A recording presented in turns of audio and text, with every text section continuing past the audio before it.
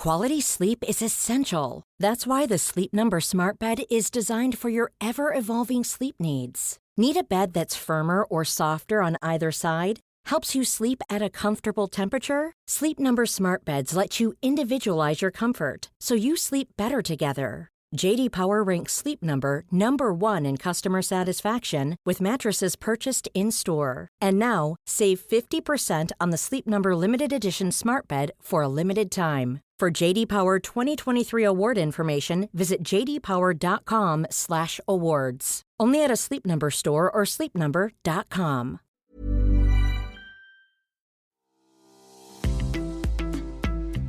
This episode of Fat Mascara is sponsored by BetterHelp. Listen, we all carry around different stressors, big and small. Therapy is a safe space to get those things off your chest. Plus, it can help you develop coping skills that make your life easier. I will give you an example. If you've listened to this podcast for a while, you've probably heard me say it to Jess or to a guest. Reframe. Well, I learned that technique from a therapist. Here's an example. Now that I'm a freelance writer and podcaster, I get lonely working from home, and I feel like I'm never going to get to collaborate on projects again. And that's the truth. Reframe, I get to choose which projects I work on, so I'm in control of what I work on, and if I want to collaborate more with others, I don't have to ask anyone's permission. I can just do it. See what I did there? That's reframing. If you've been thinking about starting therapy or are looking for someone to help you process things and give you coping skills, give BetterHelp a try. It's entirely online, designed to be convenient, flexible, and suited to your schedule. Just fill out a brief questionnaire to get matched with a licensed therapist and switch therapists anytime for no additional charge. Get it off your chest with BetterHelp. Visit betterhelp.com/mascara today to get 10% off your first month. That's BetterHelp, HELP.com/mascara. Again, betterhelp.com/mascara.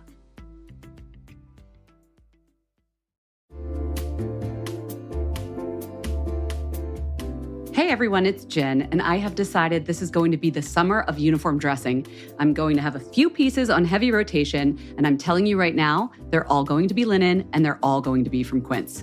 I don't know why I'm going so hard on linen right now, but it just feels right. And Quince specializes in timeless pieces made of premium fabric, and the best part is that all the Quince items are priced 50 to 80% less than similar brands. They have premium European linen dresses, blouses, and shorts from $30. I am personally very into the 100% European linen pants. They're cropped and easy. There's even a cute pinstriped version. And when I wear them, I look like I just stepped off a yacht. Do I have a yacht? No. Do I know what yachters wear? No, but that's the vibe. The linen pants come in sizes extra small to 3X, and they're less than $40. Okay, like 10 cents less. They're $39.90. But the quality is excellent, and they wash really well.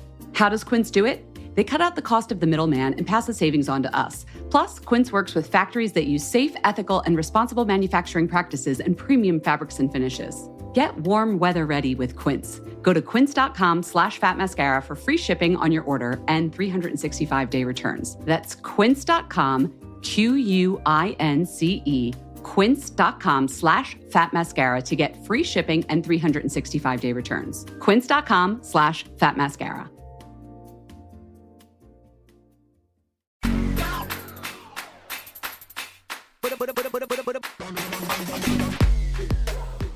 Hello, friends. Oh, hello there. Associates, townspeople. Why do I feel so nervous? I don't know. It's Fat Mascara. I have a new chair since I saw you, so I'm not nervous. I'm very comfortable. Oh, well, I'm glad you are. Look who's back, everyone. It is Jessica Matlin. Hi. What's going on? I missed you guys. How are you? We missed you too. We've been holding it down without you. I mean, do we use this time or do we do it on a different show, like on May 29th, when you're back proper? Because I want to talk about some of the guest hosts, and I also want to talk about like some beauty things that I've been noticing, some things I want to discuss. We have so much to There's catch a lot up to on. unpack, as they say. The thing is, if Amanda de Cadenet is listening to her own episode, she does not want to hear us talk about that. No, yeah, exactly. But welcome back. Yes. And then you did hear that right, everybody. On May 29th, Jess will be back on the mics more regularly. Yes. But I know while you've been away, you've done a couple interviews with select people. Select. The VIPs, right? Like people that you're interested in talking to. Tell me why. It's not that the other ones I wasn't interested in No, but it was to. When an interview came through and it was approved and it's like, okay, we're going to do this. I know Amanda de Cadenet is like someone you've wanted to interview for a while. So I've really wanted to chat with Amanda. So for those of you who don't know who Amanda is, she's like a multi-hyphenate in like the real sense of the word. If you look into her history, like she was a really famous presenter for a long time in England, but really like the second half of her, I shouldn't say second half, but like the more recent part of her career that I've picked up on, like as an adult, was around like 2013. I started watching her show called The Conversation, and it was on Lifetime. And you'll hear us talk about it in the interview, so I'm not going to spend too much time on that. But that was really interesting. The way she spoke to celebrities, the way she interviewed people has really, this sounds so pretentious, has really influenced my style. But it's really like, it's just informed the way I thought about interviewing people, the way a podcast could be, the way just learning about conversations could be. It gripped me. I thought it was amazing television, and it was fantastic. But she spoke to women about their self-image and how they see themselves and how they look at other women. And just, it's so relevant to so many of the topics that Jen and I talk about on this show. And there's a through line with Amanda's work. She also founded a company called Girl Gaze, which is about bridging the gap in photography with creators and getting recognition for that work. Her work is so big in beauty and fashion. She also wrote a book, and then she also has a amazing Substack called The Conversation. Oh yeah, and a podcast also called The Conversation. So she is just multi-hyphen. Yeah, she's just an awesome creator and somebody who I thought we should have on the show. So yeah, we're not going to be talking about laser treatments or false. This is not. We're going to get your cutting edge plastic surgery gossip on this episode, but I thought she was a great person to talk to. So I hope you enjoy this episode. I really liked my conversation with her.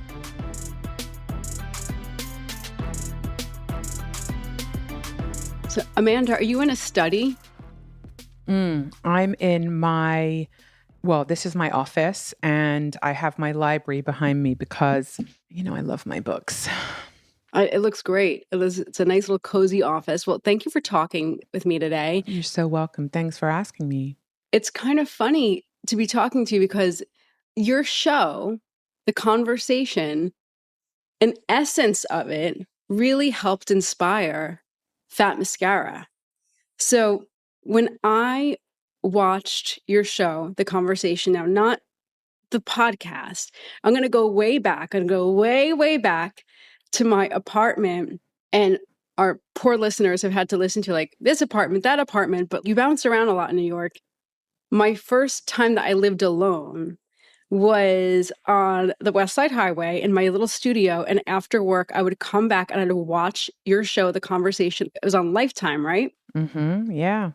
And I was like, oh, I know Amanda, not personally, but I was like, I know her. I'm like, oh, she's doing this show. This is interesting. And I was like, this is like a tiny show. It felt like a little boutique show, but you had Lady Gaga. You had Gwyneth Paltrow. You had Jane Fonda. Yeah. Who women. I had no idea would soon be, or years later, be a Fat Mascara guest. Like, amazing. And it kind of came at like the right time in my life. And it was just you on the couch, like chilling out, no shoes, talking to other women just about how they see themselves, not like a biography on them. It was absolutely incredible. And it was so intimate. How did you come up with this show? Just tell our listeners a little bit about it. I'm so pleased that you enjoyed it and that you discovered it in its original form, because The Conversation is now a podcast, but it started off as a TV series. And I basically made it from my living room because I had grown up hosting live late night television in the UK, and I knew how to make it. And I was so frustrated that there weren't authentic, transparent, honest stories about women's lives that were easily accessible for any woman that wanted to feel less alone. And so, as is my way, when I can't find something, I make it. And that's, my own life informs a lot of my creative projects, as it does for many people. Or maybe it doesn't, I don't know, but for me it does. And so I knew how to use cameras. I'm a photographer and I owned cameras. And so I knew how to light and I knew how to record.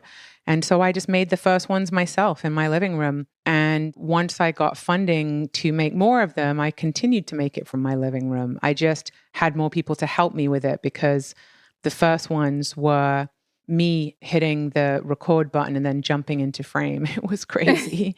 Was it really just you and like Celebrity X in your room being like, okay, I'm going to let this roll and we're just going to talk about your divorce. We're going to talk about, growing up famous or whatever the topic at hand was? Oh, yeah. It was just me and them. And I'm still really not interested in when people have like a project to plug.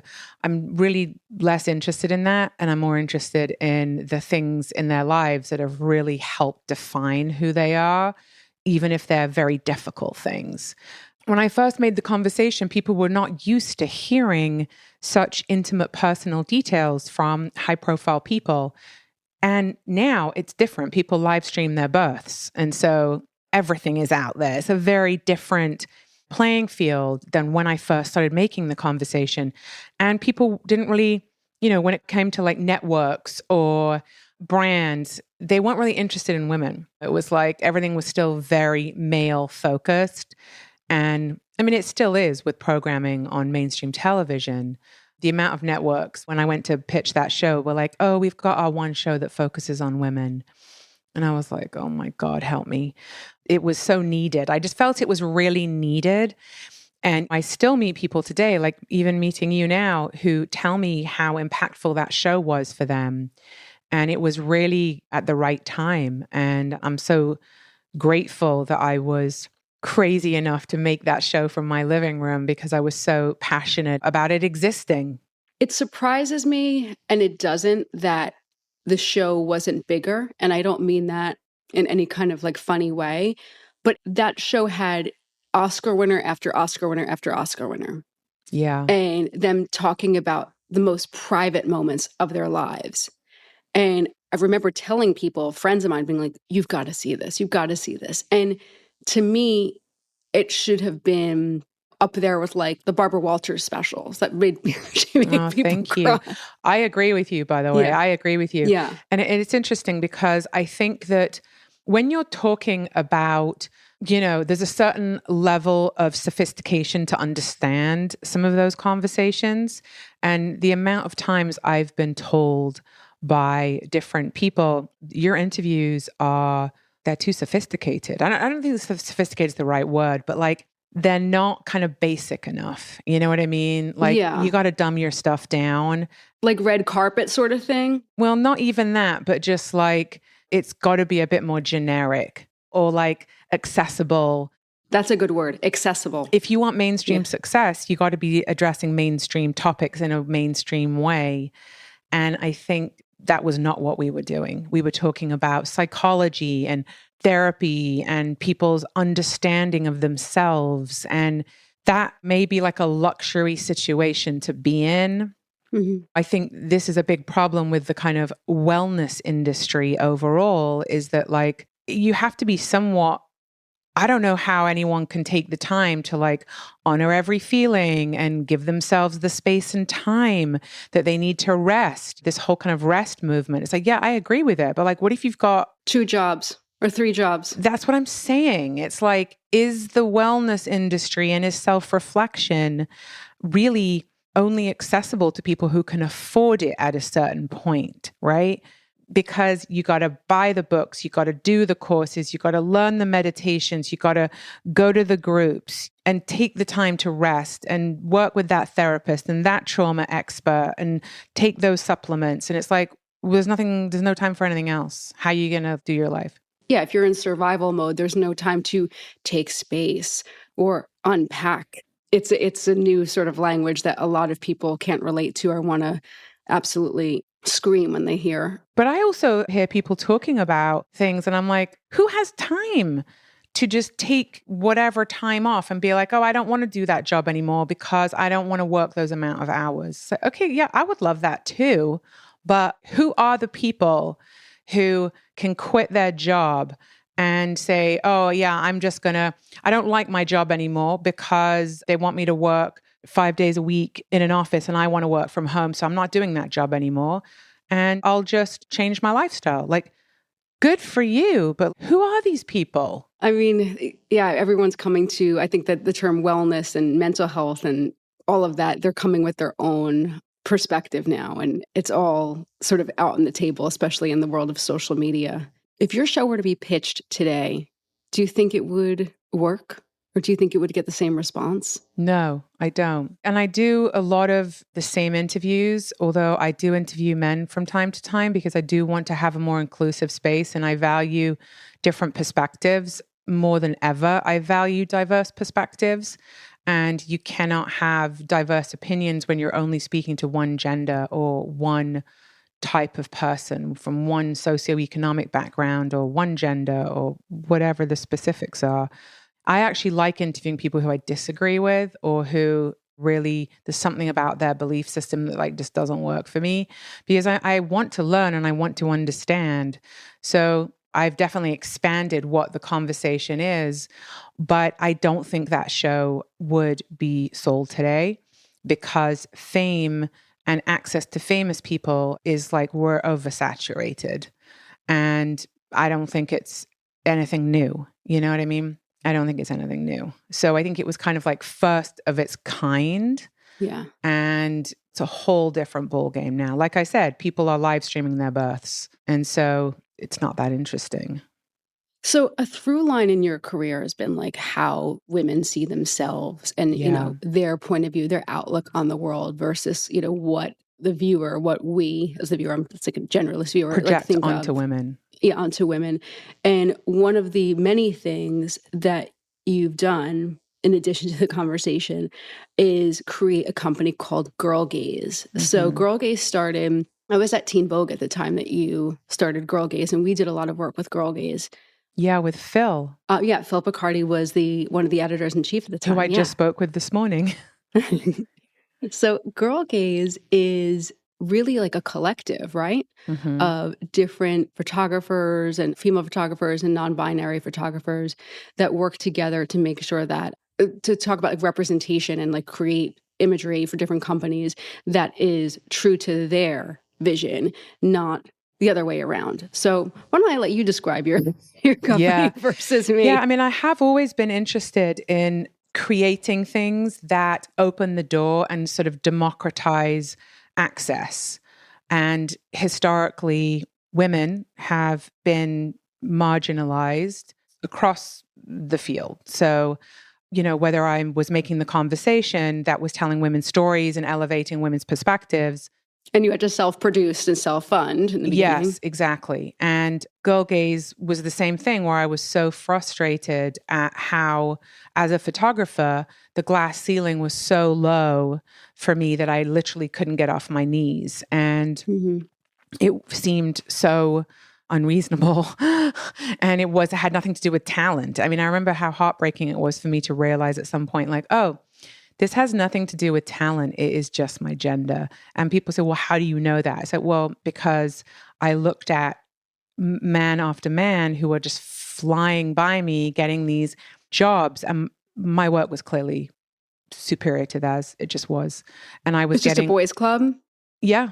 And I couldn't believe that was true. You know, I was raised without kind of gender preference. My dad was a race car driver and he raised me and my brother exactly the same.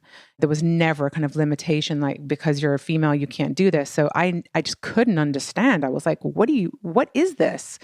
And then when I really looked back, it was like the experience of gender discrimination was just kind of rampant throughout my entire life, in my career and personally. And it still exists. It's just that it took me a while to realize that the gender discrimination also happens from women to women, which was extremely heartbreaking to discover, actually. But having worked in the field of women and girls for so many years now, it's impossible to ignore the fact that there are women out there who fly the flag for advocating for women and girls, but it just is something that looks good on paper and in press clippings, and they're not actually doing that.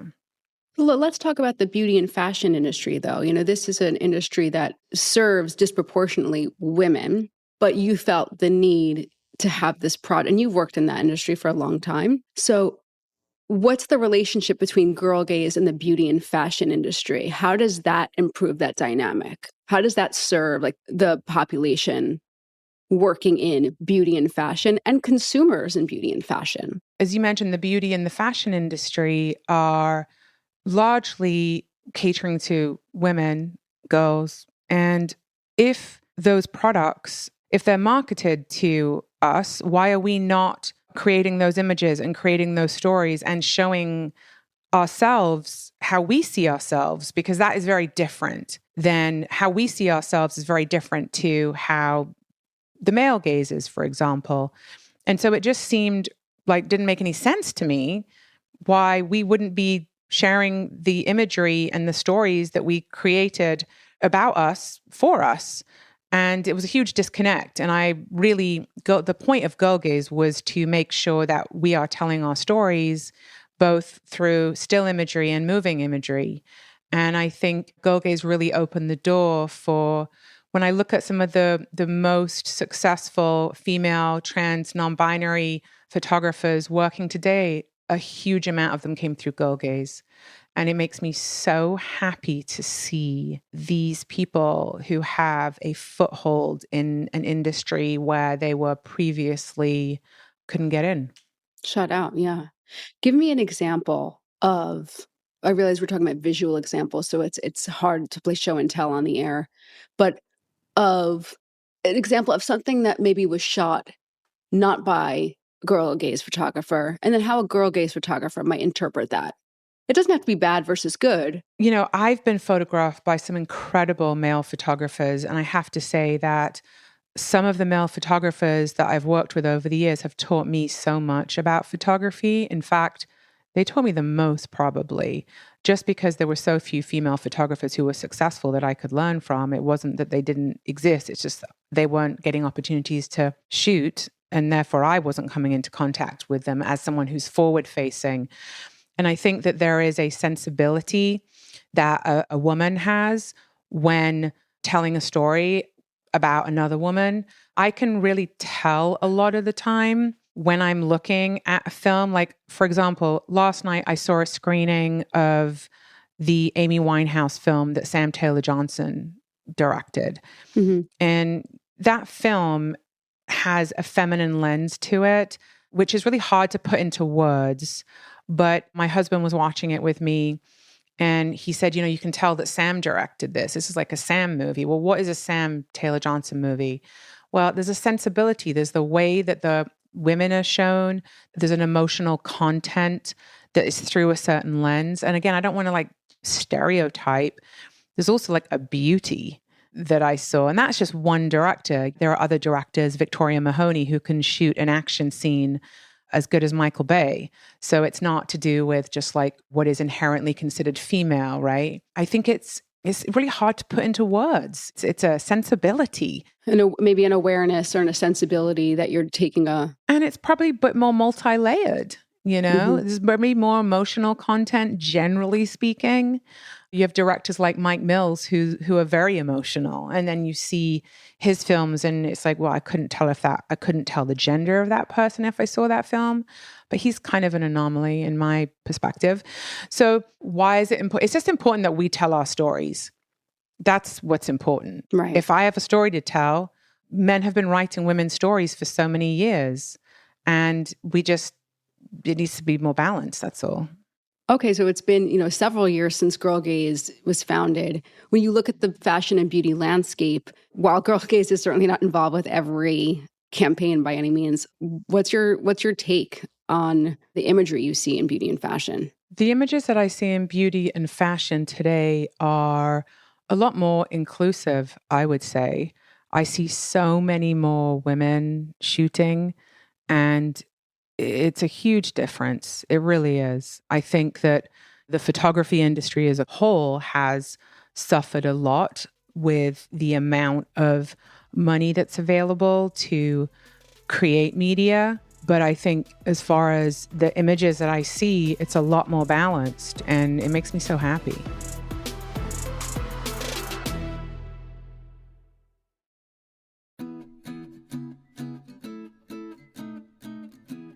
Summer is fast approaching, which means it's shapewear season. Just kidding. It's really wedding season. But I just got an invitation to a wedding in Philadelphia, and guess what I'll be wearing? Honey Love. I'm not sure about the rest of the outfit or the dress, but the shapewear is going to be Honey Love.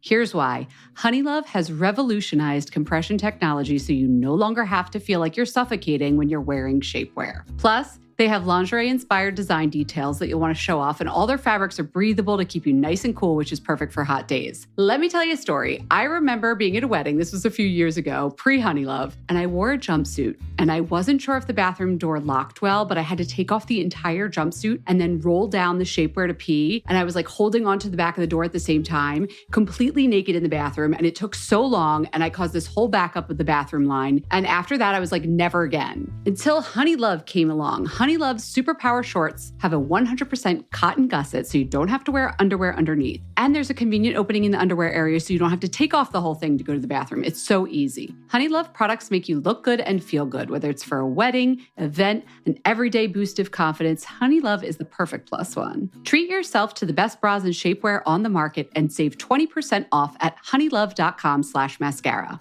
Use our exclusive link to get 20% off. That's honeylove.com/mascara. After you purchase, they'll ask you where you heard about them. Please support our show and tell them we sent you. honeylove.com/mascara for 20% off. The summer vibes are just getting started, so shape your life with Honey Love.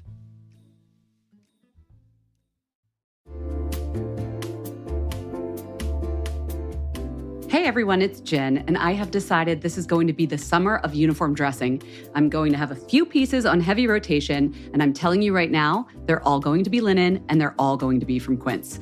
I don't know why I'm going so hard on linen right now, but it just feels right. And Quince specializes in timeless pieces made of premium fabric, and the best part is that all the Quince items are priced 50 to 80% less than similar brands. They have premium European linen dresses, blouses, and shorts from $30. I am personally very into the 100% European linen pants. They're cropped and easy. There's even a cute pinstriped version. And when I wear them, I look like I just stepped off a yacht. Do I have a yacht? No. Do I know what yachters wear? No, but that's the vibe. The linen pants come in sizes extra small to 3X, and they're less than $40. Okay, like 10 cents less. They're $39.90. But the quality is excellent, and they wash really well. How does Quince do it? They cut out the cost of the middleman and pass the savings on to us. Plus, Quince works with factories that use safe, ethical, and responsible manufacturing practices and premium fabrics and finishes. Get warm weather ready with Quince. Go to quince.com/fatmascara for free shipping on your order and 365-day returns. That's quince.com, QUINCE, quince.com/fatmascara to get free shipping and 365-day returns. Quince.com/fatmascara.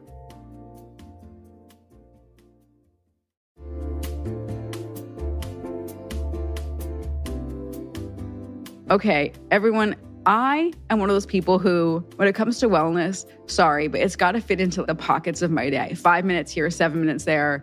When I'm like in the kitchen and I'm microwaving something long, it's got to be convenient. And that is why Alo Moves works for me. My mindset has changed. The app makes it easy for me to keep my wellness routine on track because they have everything in one place and bite-sized little bits: yoga, Pilates, fitness classes, mindfulness, self-care tips, healthy recipes, so much more. From beginner to advanced, Alo Moves has the flow or class that's going to fit into your schedule. Their classes range from 5 minutes to an hour, depending on what you're feeling that day. You know what feeling I'm feeling most days? I'm feeling 10 minutes. I've been doing Joanna Thompson's, right? That's about it. Yeah, that's good. 10 minutes. Joanna Thompson does these yoga lattes in 10. One day will be abs. One day will be arms. Today, Jess, is booty day. And we're just going to get it done all in 10 minutes. If you're trying to get a good sweat, then you've got to try their award-winning workouts like the sweat-inducing yoga flows or the reformer Pilates workouts without weights.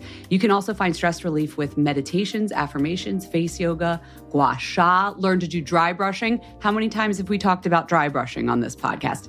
Alo Moves will teach you how to do it. Unlock your personal wellness routine with Alo Moves. Go to alomoves.com now and use the code MASCARA20 for an exclusive 30-day free trial and enjoy 20% off an annual membership. That's alomoves.com, code MASCARA20. alomoves.com, code MASCARA20.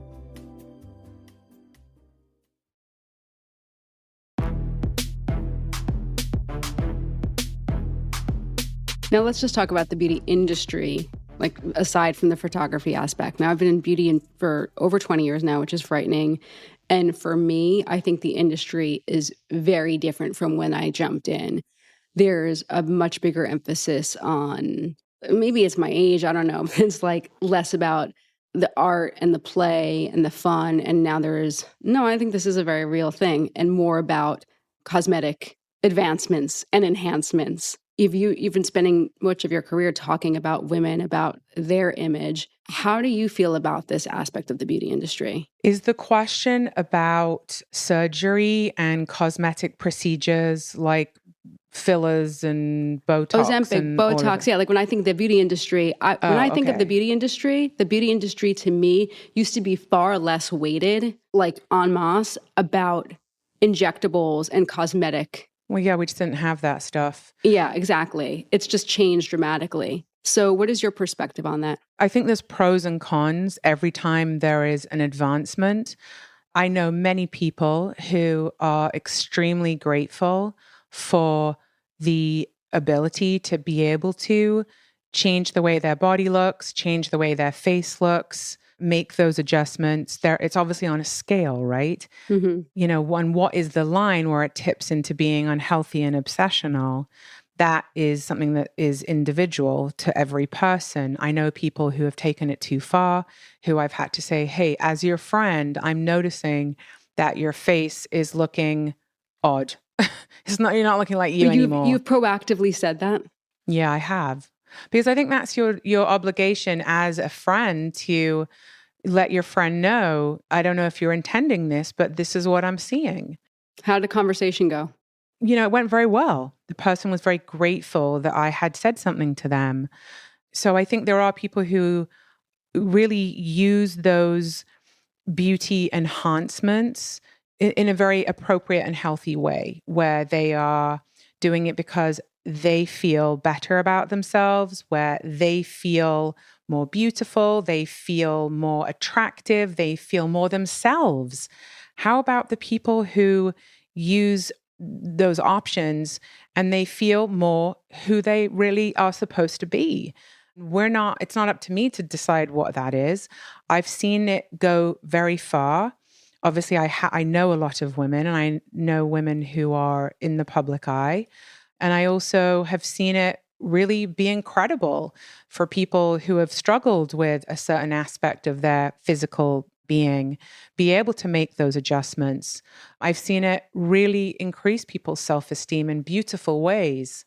And so I don't have one opinion on this. I have the opinion that it is up to every individual to really explore what their motives are and what their intentions are and why they're doing something and what they hope it will bring them. So there is a massive pressure for women to, youth is still commercial, right? And so I think there is a pressure for women to maintain looking a certain way, or looking young. And every time I hear a woman talk about perimenopause, I'm like, oh, good for you that you're letting people know that you're not fertile anymore. You're heading towards that. Perimenopause doesn't mean that. Menopause means that. But I think there is a huge pressure. And like I said, I am around these conversations frequently because I know women who are in their 60s who haven't done a thing. And I know women in their 60s who have done a lot.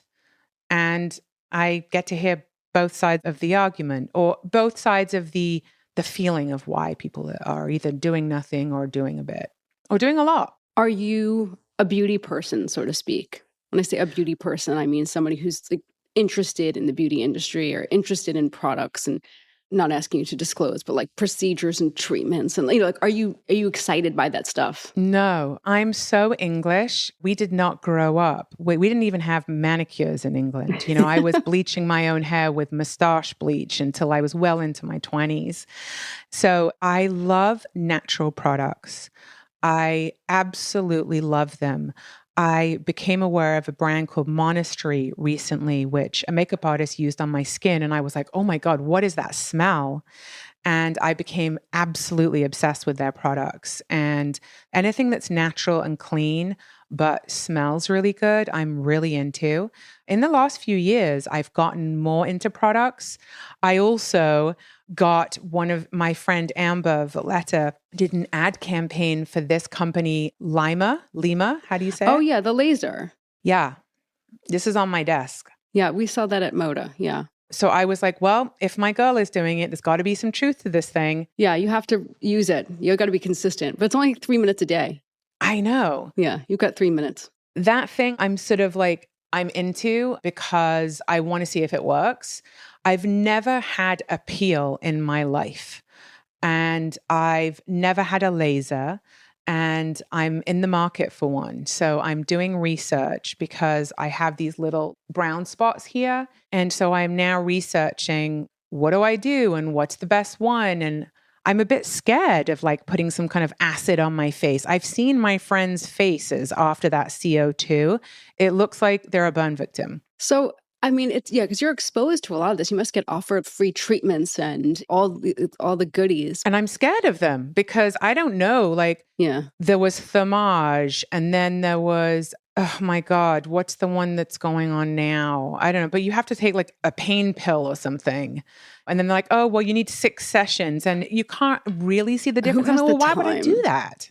It doesn't sound like you were ever super high maintenance, but I'm curious, and I say this only because I have these feelings, and I'm curious if you have these feelings. Like, are there any things that changed as you just kind of evolve? Things that you just like, I can't believe I used to do this. I can't believe I used to care about this. Like, I used to care so much about certain things in my body. Like, now I'm too tired to, or can't believe I spent time worrying about that. And now it's like, it's time wasted. Well, it's interesting because I had really big boobs and a big butt my whole life, and my boobs are not as big as they used to be, and I kind of miss them.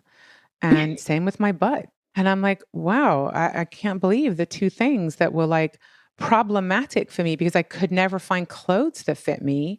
I have like had big boobs, and I don't exactly have small boobs now, but it was just difficult to find outfits to fit. And the designers that I'm friends with, their samples would never fit me, and I was always bummed. And it's annoying that you can't wear great fashion. And so for me, always having super curves, that was a bummer for me. And now I'm like, where have my boobs and my butt gone? So it's not that they've gone, they've just gotten smaller. And I sort of miss them a bit, I have to say, which I can't believe I'm even saying. I'm very low maintenance. I love mascara. I love a lip stain. I love eyebrow gel or something. What brands? Give us a little something. I love Ilia Mm-hmm. because it's quite clean, obviously. Their serum is really nice, like the tint serum. Okay, that's good to know. Maybe I even have that one. I just got It's a like new one. it's like a skin tint. Right. Yes, I do have that. The Glossier skin tint is great. Chanel has a really good one. A friend of mine is a Chanel makeup artist. Kate Lee, she's a wonderful makeup artist, and she's been doing my makeup for so many years. And whenever I see her, I rely on her for kind of updates for my makeup kit because it's a good so friend to old. have. Yeah. And so I get Chanel mascara and a great skin tint. So I love those. I also love Hourglass. Hourglass has some good products. And Charlotte Tilbury. Charlotte Tilbury is also really, really great. I love her products. Are there any specific products that you love from Hourglass or Charlotte? Hourglass has there's actually an eyebrow pencil that has a brush on one end. I love that one. And then Charlotte has great eyeshadows. And also Jillian Dempsey. Jillian is another makeup artist who I've worked with. She's worked with me in front of the camera, and also as a photographer, she's been a makeup artist on my sets. And I always loved the makeup that she made, and her eyeliners are amazing. She has a electric blue one called Chimpy Blue that is amazing. All these great female-founded brands. You're walking the walk. I really do. That's what I'm into.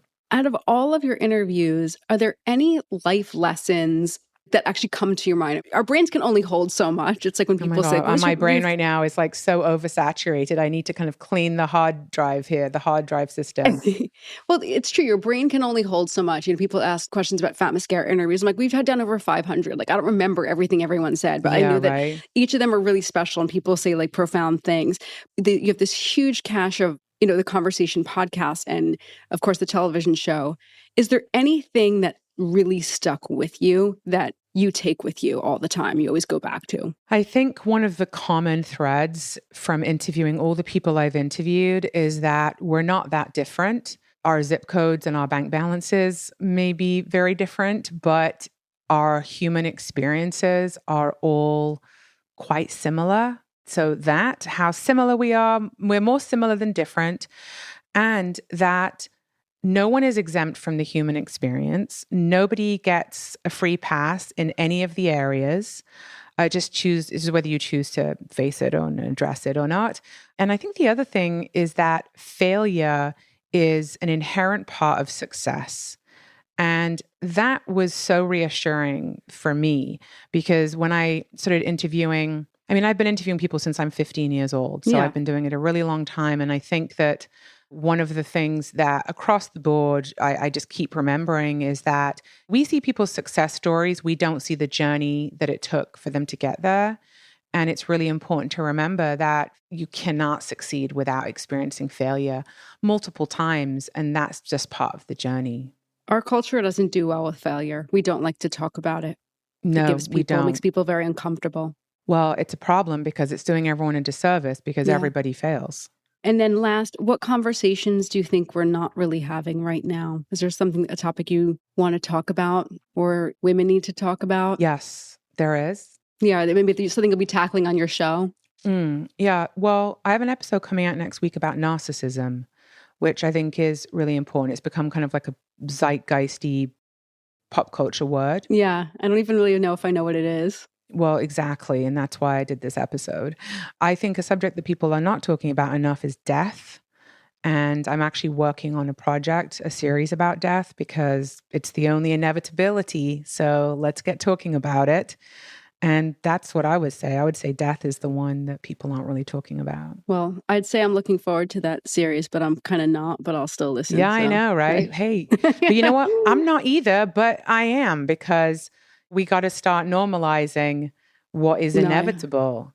I brushed it under the rug, not my own, other people's. You know what I mean? It's really uncomfortable. It is uncomfortable. But I'm glad you're tackling this. I'm not letting you go without our quick Fat Mascara 5 flash round. Much easier topics than death and narcissism. Yeah. Okay, what was the first beauty product you fell in love with? Probably mascara. I just do not leave home without the mascara. I can put mascara on without a mirror. I can put it on anywhere. I can just do it. Do you have blonde lashes? Yes. Yeah, I have very light lashes too, so it's like night and day. Yeah, exactly. Mascara, yeah, it's a little scary. Yeah, it's like, oh, there she is. It's like shocking the difference. Yeah. Favorite photographer, if you could choose one? Glenn Lutchford. I could see that. Mm-hmm. Favorite photograph you ever took? Well, I'm working on a book of images of 20 years of photographing my husband, and there's so many beautiful images in there that I love. I would say one of my favorite photographs I've ever taken, it was probably of Keanu Reeves for the cover of Vogue Homme, and I love it so much still today. Is that the very up close one where he's coming up? Yeah. Yeah. See, you remember that one. Yeah, it's beautiful. There's an intimacy to that one. Well, that's for a reason. But phenomenal. Yeah, phenomenal. Have you ever gotten really bad advice? Oh, I'm sure I have. Yeah, I would say bad advice is giving your kids too much room to share their feelings and for them to feel like their feelings are as valid as yours. Okay, that's great. I'm a parent. I'll remember that. Yeah, you're the parent. They're the kid. How you feel is important, but I'm not making my decisions based on that. Mm-hmm. Like you're the boss. Yeah. And then last but not least, who is the ultimate conversation guest that you haven't gotten or they're not here with us anymore? Michelle Obama. I'm working on it. Yeah, I was about to say, that just feels like an inevitability. I think it is. Okay. Thank you so much, Amanda, for making time in your busy schedule. Thank you very, very much. We hope you enjoyed the show. It's your reviews and feedback that help us make the podcast even better. Head over to iTunes to rate and review us, or email your thoughts to info@fatmascara.com. We also want to answer your beauty questions and hear what products you love. To share a Raise the One product review or to ask a beauty question, email us at info@fatmascara. If you send it as a voice memo file, we can even share your voice on the podcast. You can also do that by leaving us a voice message. Our phone number in the United States is 646-481-8182. Thanks so much for listening.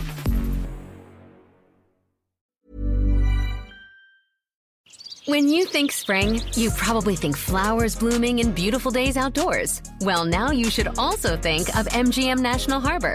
Enjoy some of your favorite slot machines on our outdoor gaming terrace. And it's patio season at our restaurants and nightlife lounge. Plus, don't miss our all-new conservatory display paying tribute to the DMV's historic landmarks. Celebrate spring at MGM National Harbor. Monumental happens here. Must be 21. Please play responsibly. For help, visit mdgamblinghelp.org or 1-800-GAMBLER.